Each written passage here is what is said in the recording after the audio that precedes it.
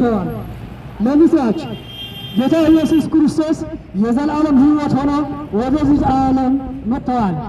እኛም በሕይወት እንኖር በሕይወት ኖረን ከእግዚአብሔር አብ እርቅ እናደርግ ዘንድ ጌታ ኢየሱስ ክርስቶስ ራሱ ስለኛ አሳልፎ በመስጠት ያን ትልቅ ፍቅሩ አሳይተናል። እኛ ደግሞ ክርስቶስ ኢየሱስን መቀበልና በስሙ አምነን ወደ ዘላለም ሕይወት ወደ ክርስቶስ ወደ አባት ወደ ሄቨን መግባት ይገባናል።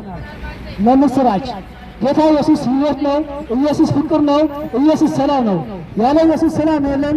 ያለ ኢየሱስ ፍቅር የለም። ያለ ኢየሱስ እርካታ የለም።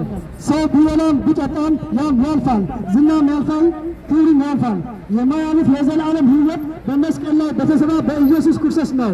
ኢየሱስ ክርስቶስ እኛን ኃጢአት እያለን ወደደን። ስለ ወደደን ሕይወቱ ስለኛ አሳልፎ በመስጠት ወደ ዘላለም ሕይወት ወደ ጽድቅ እንድንገባ በር ተከፍተናል።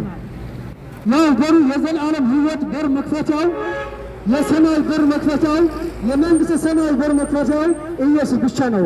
ከኢየሱስ ውጪ በማንም ይሁን በማንም መግባት አይቻልም። ቃል ሲናገር እንደዚህ ይላል፣ ነገ ሰው ሙሴን በእንጨት ላይ እባብ እንደሰቀለ ሰው ሊሰቀል ይገባዋል ይላል። ነገር ግን እኛ መሰቀል የተገባን ነበረ። ጌታ ኢየሱስ ራሱ ስለኛ ተሰቀለ። የኛ ኃጢአት ወስዶ ጽድቁን ለኛ ሰጠ። የኛ ሕይወት ወስዶ ሕይወቱን ለኛ ሰጠ። ይህ ማለት ምን ማለት ነው? ኢየሱስ ክርስቶስ የዘላለም ሕይወትና ሐቅ ነው። ሕይወትስ ነው፣ እረፍትስ ነው፣ መንገድስ ነው።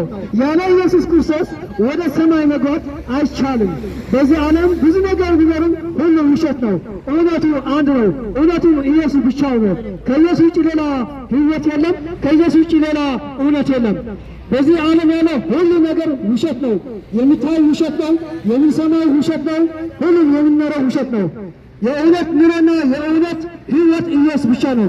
ኢየሱስ ከያዝክ ኢየሱስ ከተቀበልክ ለዘላለም በሕይወት ነው ያለ። ያለ ኢየሱስ ሕይወት የለም። ለምስራች ሞት ተሸንፈዋል። ኃጢአት ተሸንፈዋል።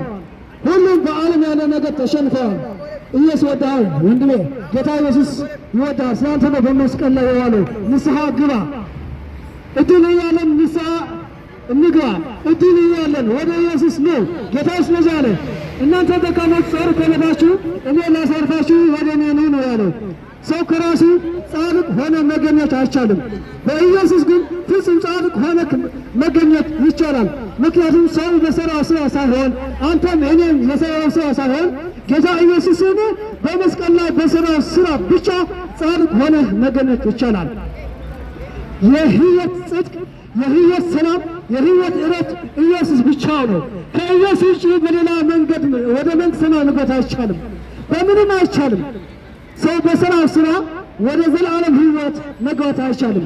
ወደ ዘላለም ሕይወት መግባት የሚቻለው በክርስቶስ ኢየሱስ በማመን ብቻ ነው። እዚ ፍቅሪ ዋጋ ዝተኸፍሎ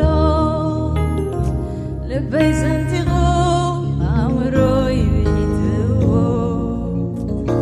ከመይ ኢለ ውዕለቱ ክርስዕ ሃሌሉያ። ናይ እግዚኣብሔር ውዕለት ኣይርስዕን።